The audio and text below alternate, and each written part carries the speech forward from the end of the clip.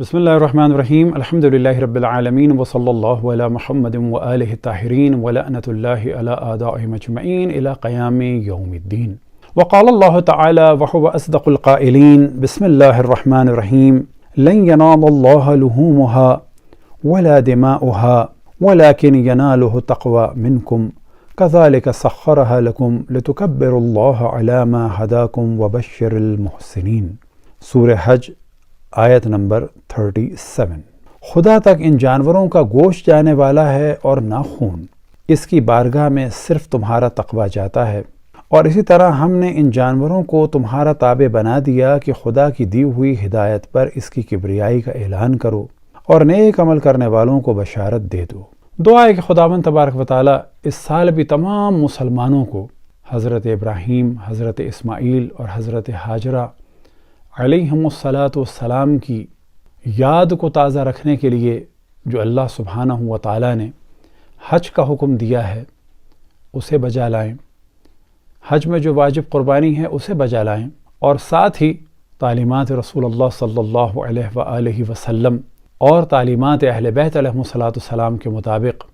غیر حاجیوں کے لیے جو قربانی مستحب مؤکد ہے اسے ادا کرنے کی توفیق عطا فرمائے۔ لیکن یہ یاد رکھیں کہ اس کے ٹھیک ایک مہینے بعد اسلام کی بقا کے لیے اور دشمنان اسلام یا بالفاظ دیگر رسول اللہ صلی اللہ علیہ وآلہ وسلم کے خلاف سازشوں کرنے والوں کے چہروں سے جس طرح سے امام حسین علیہ الصلاۃ والسلام نے اپنی شہادت کے ذریعے سے نقاب ہٹایا، تو اس شہادت کو بھی یاد رکھنے کی توفیق عطا فرمائے۔ لہٰذا حج میں جتنے ارکان ہیں وہ سب کے سب حضرت ابراہیم و حضرت اسماعیل اور حضرت ہاجرہ علیہم الصلاۃ والسلام کے اعمال کو یاد دلاتے ہیں، اور اسی طرح سے عزاداری امام حسین علیہ الصلاۃ والسلام میں جتنی بھی رسومات ہیں وہ بھی امام حسین علیہ الصلاۃ والسلام اور حرم رسول اللہ صلی اللہ علیہ وآلہ وسلم کے مصائب کو یاد دلاتی ہیں۔ قربانی کا اصل ہدف یہ ہے کہ ہم حضرت ابراہیم و حضرت اسماعیل اور حضرت ہاجرہ علیہم الصلاۃ والسلام کی یاد اور قربانی کو باقی رکھیں۔ لیکن افسوس کے ساتھ جو کام اسلامی ممالک میں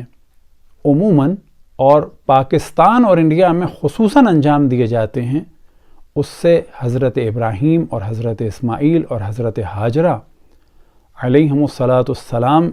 کی یاد تازہ کم ہوتی ہے، بلکہ اسلام کا مذاق زیادہ بنتا ہے، خصوصاً انڈیا اور پاکستان میں، کیونکہ جتنا اہتمام قربانی کا انڈیا پاکستان میں ہے اتنا کہیں بھی دنیا اسلام میں نہیں ہے۔ اب یہاں پر ہم یہ گفتگو نہیں کر رہے کہ قربانی نہ ہو یا کم ہو، بلکہ ہم گفتگو یہ کر رہے ہیں کہ سب سے پہلے توجہ رہے کہ یہ قربانی خصوصاً اللہ سبحانہ و تعالیٰ کے لیے ہو۔ اب وہ بڑے بڑے جانور اگر کوئی لاتا ہے تو اس پر ہم شک نہیں کرتے اس کی نیت پر، لیکن اس کی توجہ اس جانب دلائیں گے کہ 50 لاکھ کے بیل کہ جس میں زیادہ چربی نکلے، کیا اس سے بہتر نہیں کہ پھر 50 بیل ہوں کہ جن کا گوشت زیادہ لوگوں تک پہنچ سکے؟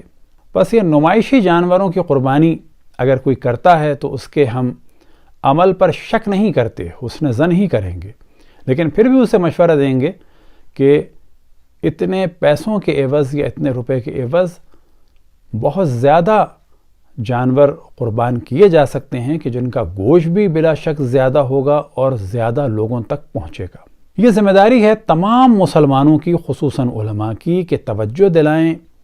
کہ جی قربانی مستحب مؤکد ہے یا بعض اہل سنت کے نزدیک واجب ہے۔ ہم اس موضوع کو ڈسکس نہیں کر رہے، یہ ڈسکس کر رہے ہیں کہ قربانی ہے نا مستحب یا واجب، گندگی پھیلانا تو مستحب یا واجب نہیں ہے۔ کیا گلی میں خون پھیلانا وہ بھی برسات کے ایام میں کیا واقعی یہ اسلامی تعلیمات کے مطابق ہے یا خلاف ہے؟ اول تو برسات نہ بھی ہو، لیکن برسات میں زیادہ قباحت ہے۔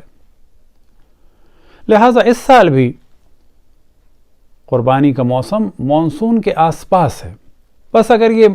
قربانی کے ایام مانسون کے آس پاس ہوں یا نہ ہوں، ہمیں کلچر بنانا چاہیے کہ جانوروں کو گلیوں میں ذبح نہ کیا جائے، بلکہ میدان میں جا کر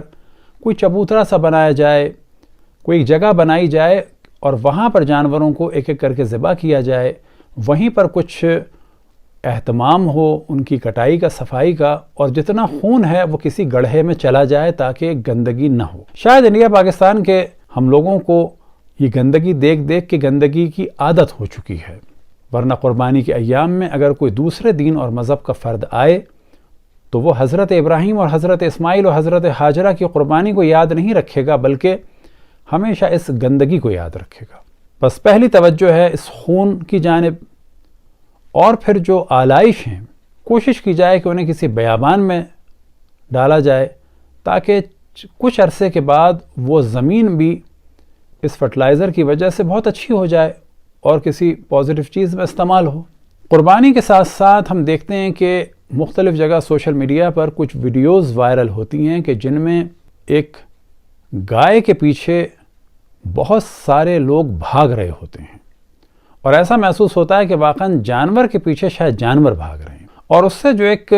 تاثر ملتا ہے یہ کہ یہ کیسی قوم ہے، کیا اس کو شعور نہیں کہ ایک جانور اس وقت پریشان ہے، گھبرایا ہوا ہے، اگر اس کو قابو کرنا ہے تو اس کے پیچھے بھاگنا نہیں ہے بلکہ سب دور ہٹ جائیں اور کوئی چارہ وغیرہ لا کے ڈال دیا جائے۔ لہٰذا جتنا لوگ بھاگتے ہیں اتنی ہی شدت سے وہ جانور بھاگتا ہے، اور وہ جانور بھی ہلاکت میں پڑتا ہے، اور کئی لوگوں کی ہلاکت کا یا بالآخر کسی نہ کسی پرابلم کا سبب بھی بنتا ہے۔ لیکن ساتھ ہی جب وہ ویڈیو وائرل ہوتی ہے تو اس سے مسلمان ممالک کے افراد کے آئی کیو لیول کا پتہ چلتا ہے کہ یہ جانتے ہی نہیں ہیں کسی جانور کو قابو کرنے کے لیے پیار و محبت سے اس کے سامنے اس کا کھانا یا غذا ڈالی جائے اور اس کی گھبراہٹ کم ہونے کے بعد اسے کنٹرول کیا جائے، یا اس کے پیچھے بھگا کے اور زیادہ اس کو پریشان کر دیا جائے۔ تو لہٰذا ایسا کام اگر کبھی ہو، کوئی گائے بھاگ جائے، تو لوگوں میں اتنا شعور ہونا چاہیے کہ اس کے پیچھے نہ بھاگیں۔ پھر بعض دفعہ بعض ویڈیوز نظر آئیں کہ گائے کو چھت پہ پالا گیا ہے۔ اگر چھت پہ پالنا ہی تھا اور بچے کو تو چھت پہ لے گئے تھے، تو اگر بچپن سے اس بچے کو ہر ایک آدھ دن کے بعد اتارا جاتا اور پھر چڑھایا جاتا تو اس کو عادت ہو جاتی اترنے اور چڑھنے کی، حتیٰ نارمل سیڑھیوں سے بھی گائے اتر جاتی، وہ اپنی جگہ بنا لیتی ہیں۔ لیکن اس طرح سے کرین سے اتارنا کہ جو گائے کی ہلاکت کا سبب ہو، پھر اس کے بعد پاکستان کی یا قربانی کے مذاق کا سبب ہو، یہ مناسب کام نہیں ہے۔ کچھ ویڈیوز وائرل ہوئی تھیں کہ گائے بھاگ رہی ہے یا کنٹرول سے باہر ہے، پھر اس کو فائر کر کے مارا گیا۔ تو ایک جانب یہ کام کہ جو غیر مناسب ہیں، پھر دوسری جانب ان کو وائرل کرنا اور دنیا بھر میں یہ پیغام پہنچنا کہ عید قرباں پر مسلمان بالکل آپے سے باہر ہو جاتے ہیں، کیونکہ یہی لوگوں کے ذہن میں تصور ابھرتا ہے۔ حضرت ابراہیم، حضرت اسماعیل اور حضرت ہاجرہ علیہم السلام کی یاد سے زیادہ ان بے تکی چیزوں کی یاد سوشل میڈیا پہ سالوں باقی رہتی ہے۔ لہٰذا یہ ہم سب پر لازم ہے کہ اس طرح سے جانوروں کو ذبح کیا جائے کہ جس کا خون روڈوں پہ نہ پھیلے۔ افسوس ہوتا ہے دیکھ کے کہ بعض وہ لوگ کہ جن کے گھر بڑے ہیں، حتیٰ ان کے یہاں گنجائش ہے گاڑی پارک کرنے کی، حتیٰ اس حصے اور گیٹ کے درمیان نالی بھی بنی ہوئی ہے، لیکن وہ جانور جو ہے ہمیشہ گھر کے باہر جو سلوپ یا جو گلی ہے وہاں پر ذبح کرتے ہیں۔ یعنی ان میں یہ شعور نہیں ہے کہ اسے اگر پکی جگہ پر ذبح کر کے پانی ڈال کے یہ خون نالی میں بہا دیتے تو بہتر تھا، بجائے یہ کہ دروازے سے ذرا باہر اسے ذبح کیا جائے اور خون اور پانی گلی میں ڈالا جائے۔ اور پھر ہم توجہ دلائیں کہ اگر یہ چیزیں بیماری کا سبب بنتی ہیں اور قطعاً بیماری کا سبب بنتی ہیں، خصوصاً مانسون کے موسم میں، تو یہ کام ہم تو فتویٰ نہیں دے سکتے، لیکن اگر یہ ہلاکت کا سبب ہو، بیماریوں کا سبب ہو، تو بلا شک یہ کام جائز نہیں ہوگا۔ دعا ہے کہ خداوند تبارک و تعالی ہم سب کو جتنے بھی ارکان اسلام ہیں انہیں صحیح طریقے سے ادا کرنے کی توفیق عطا فرمائے۔